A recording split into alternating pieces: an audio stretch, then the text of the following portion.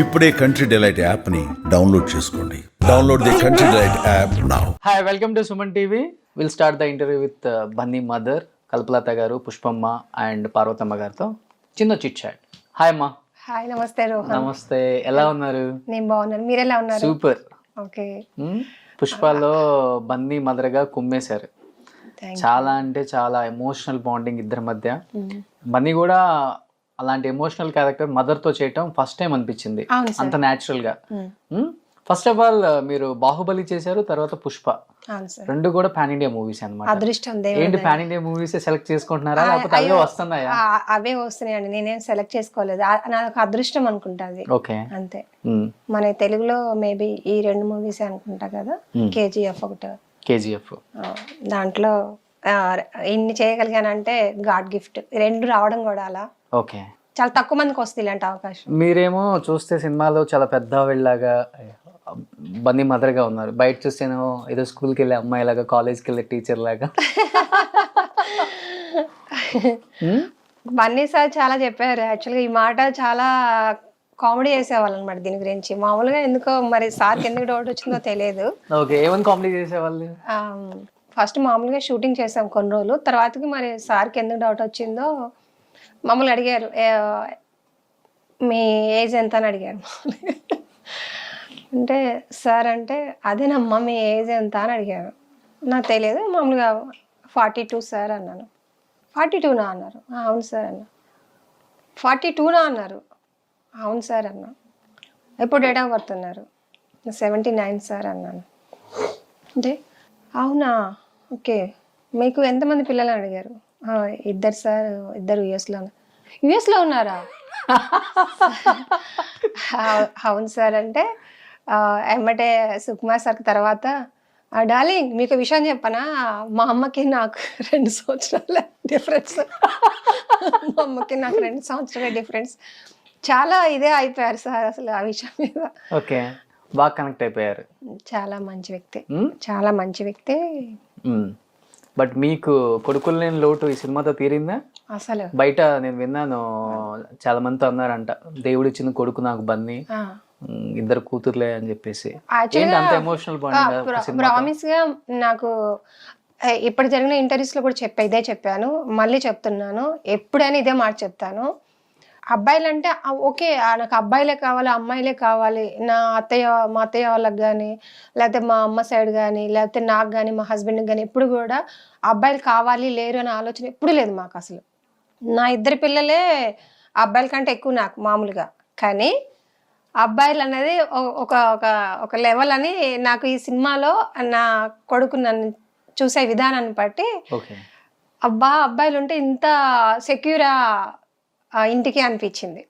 చాలా చాలా సెక్యూర్ అనిపించింది నాకు. నిజంగా ఉంటే బాగుండు అనిపించింది. అదే మాట బన్నీ సార్తో కూడా చెప్పాను. నాకు అబ్బాయిలు లేరు అన్న విషయము ఈ సినిమా చేసిన తర్వాత హీరోతో చేసినంత సేపు చాలా ధైర్యం అనిపించింది. ఎట్లా అంటే ఒక ప్రొటెక్షన్ మొత్తం కొడుకంటే హారబుల్. అది చెప్పడానికి వీల్లేదు, నేను ఇన్నర్గా ఫీల్ అయ్యా. అసలు అది ఇన్నర్గా ఫీల్ అయ్యే చెప్పాను అనమాట. డైరెక్ట్గా సార్తోనే చెప్పాను. నాకు ఎప్పుడు అబ్బాయిలు లేరనే బాధ అనిపించలేదు, కానీ మీతో చేసిన తర్వాత నాకు కొడుకుంటే బాగుండు అనిపించింది సార్. అంటే అయ్యో తల్లి అని చెప్పేసి ఇలా చదివెట్టుకొని, అంటే అది కళ్ళల్లో కనిపించింది. లిటర్లో నాకు వాటర్ కూడా వచ్చేసి ఆ టైంలో. చాలా ఆ కళ్ళల్లో చాలా ఎక్స్ప్రెషన్స్ తీసుకున్నాను నేను సార్ వాళ్ళ. అదే నైట్ 6:30 ఆ టైంలో పేకప్ అయ్యే టైంలో మాట్లాడుకొని సుకుమార్ సార్, నేను, బన్నీ సార్ మాట్లాడుకొని ఇప్పుడు కూడా వచ్చేస్తున్నాయి.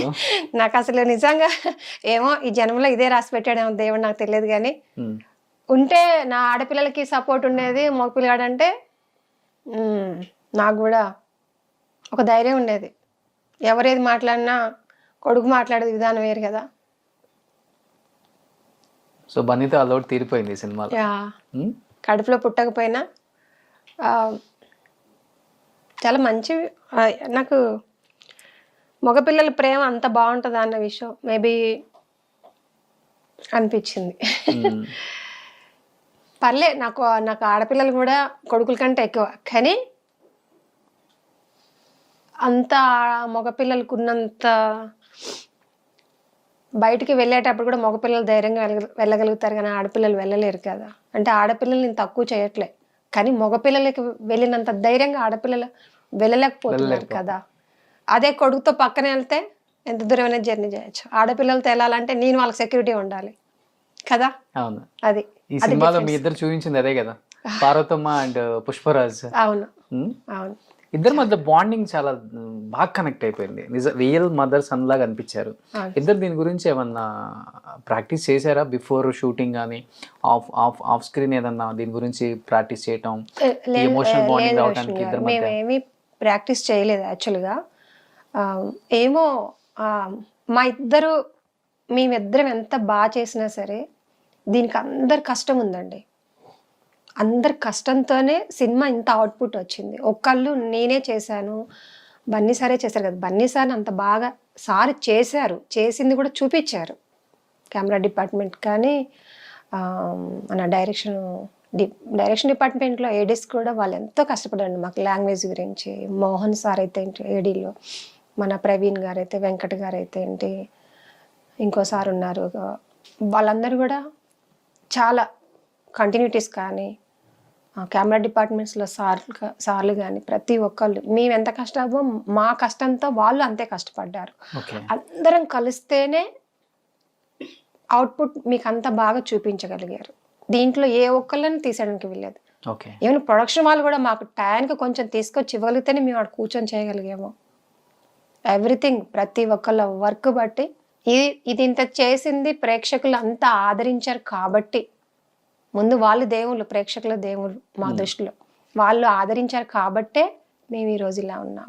వాళ్ళ బ్లెస్సెస్ మాకు ఎప్పుడూ ఉండాలి. మేము ఎంత చేసినా సరే వాళ్ళు రిసీవ్ చేసుకున్న దాన్ని బట్టే మా లైఫ్లో ఉంటాయి.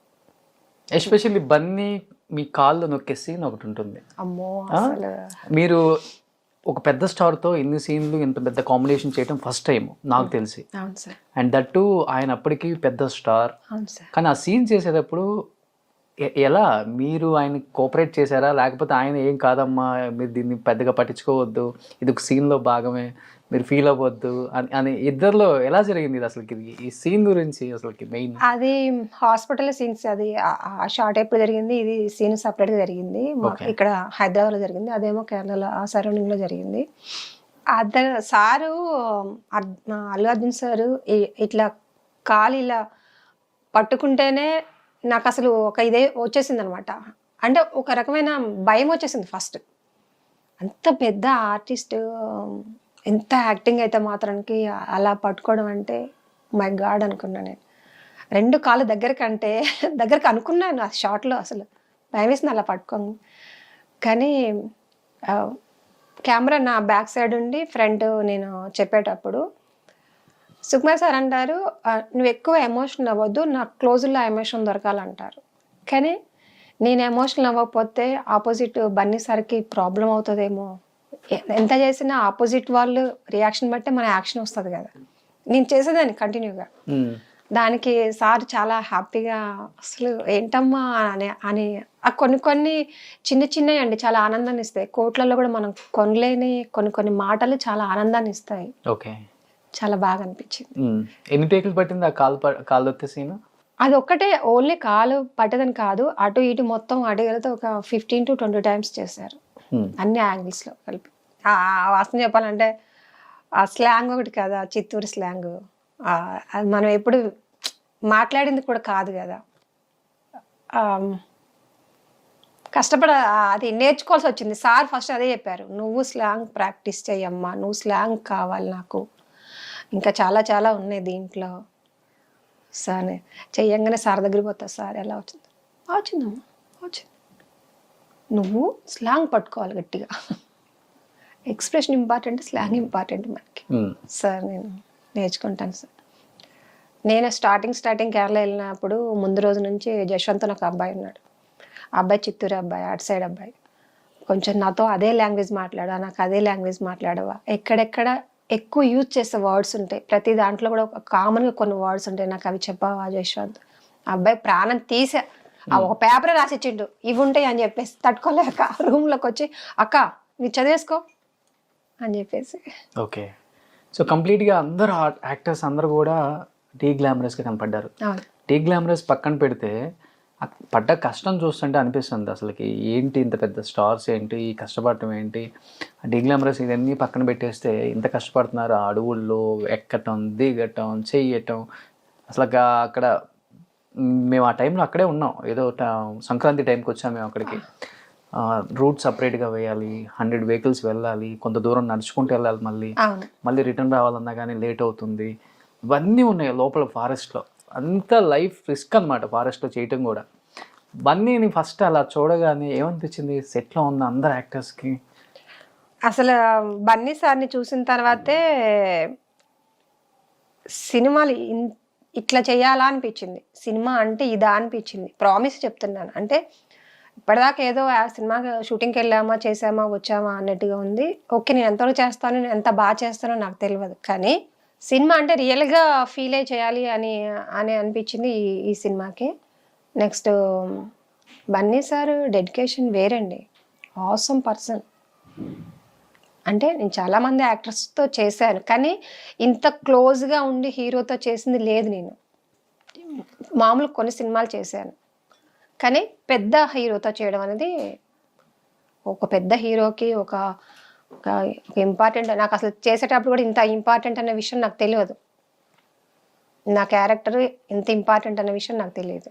చేసి మామూలుగా వెళ్తున్నాను, నా సీన్స్ నాకు జరుగుతున్నాయి వస్తున్నాయి అంతవరకు. కానీ సినిమా అవుట్పుట్ వచ్చిన తర్వాత జనాలు మామూలుగా ఆడియన్స్, నాకు తెలిసిన వాళ్ళు ఫ్రెండ్స్ అందరూ ఫోన్ చేసి మేము ఏడ్చాము అని చెప్తున్నారు. ఓకే, ఆ క్యారెక్టర్కి కొన్ని చోట్ల మా కళ్ళల్లో నీళ్ళు వచ్చాయి.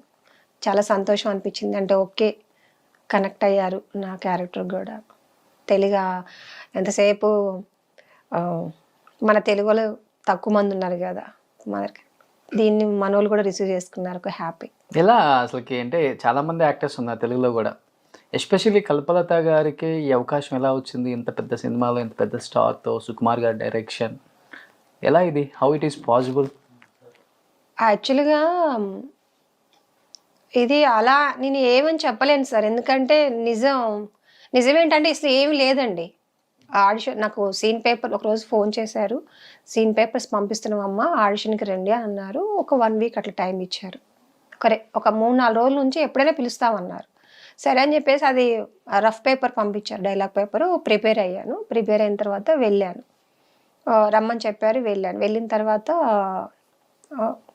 నాకులాగే వేరే ఆర్టిస్టులు కూడా పిలిచారు. అందరూ ఒక్కొక్కరు అంత ఎప్పటి నుంచి జరుగుతున్నాయి అంటే ఈ ఆడిషన్స్ నాకు తెలియదు. నా టైం వచ్చినప్పుడు నా పీరియడ్లో నన్ను పిలిచారు, వెళ్ళాను, చేశాను. కానీ నాకంటే బెటర్గా చాలామంది ఆర్టిస్టులు, మంచి అదృష్టం అంతే, లక్, ఇంకా వేరే ఏం చెప్పలేదు, నాకంటే బెటర్గా చేశారు వేరే ఆర్టిస్టులు కూడా.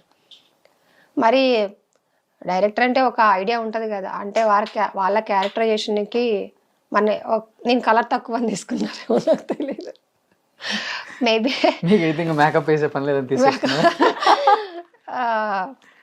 6 months వెయిట్ చేశానండి, నాకు తెలియదు 6 months వరకు వెయిట్ చేస్తారన్న విషయం తెలియదు. మేబీ ఎవరైనా చేశారు కాబట్టి ఫైనల్ అయ్యి ఉన్నారేమో అని చెప్పి సైలెంట్గా ఉన్నాను. కానీ కడుపులో బాధ, అరే వస్తే బాగుండే అనే చాలా ఆలోచించాను. ఎందుకంటే 12 సంవత్సరాల నుంచి ఎదురు చూస్తున్నానండి ఒక క్యారెక్టర్ ఎప్పుడు దొరుకుతుందా అని చెప్పేసి. చాలా హ్యాపీ అనిపించింది ఫోన్ కాల్ రావటము, ఇట్లా అనగానే. అసలు ఎవరితో షేర్ చేసుకోవాలో కూడా నాకు అర్థం కాలే ఫస్ట్. జెన్యున్గా నేను ఎవరికి చెప్పుకోవాలి ఇది. ఇంకొక భయం ఏంటంటే పెద్ద సినిమాలు అన్నాక మనం చేసిన ఎంతవరకు ఉంచుతారో నాకు తెలియదు. అసలు నా క్యారెక్టరైజేషన్ ఏంటో నాకు తెలియదు అసలు. నేను ఎవరికి చెప్పుకోవాలి. నేను నుండి మా పిల్లలు 2, వాళ్ళే నాకు దేవుళ్ళు, అమ్మ నాన్న, నా ఫ్యామిలీ, నా ప్రపంచం, నా లోకం, నా హార్ట్ మొత్తం వాళ్ళే అనమాట. ఏదున్నా వాళ్ళకే చెప్పుకుంటా. ఇట్లా గుడ్డోడా ఇలా వచ్చిందిరా అని చెప్పేసి నా చిన్నపిల్ల అంటే, నిజమా మమ్మీ, కంగ్రాట్స్ మమ్మీ, టెన్షన్ బాగా చెయ్యి, ఏదన్నా కూడా ఓపెన్ హార్టెడ్గా చెప్పేది. నన్నుగా ఇష్టపడేది నా ప్రపంచంలో ఈ వరల్డ్లో నన్ను వాళ్ళిద్దరు అనమాట. Super. Anyhow congratulations and thank you for accepting this interview. Thank you so much. Thank you అండి. సూపర్.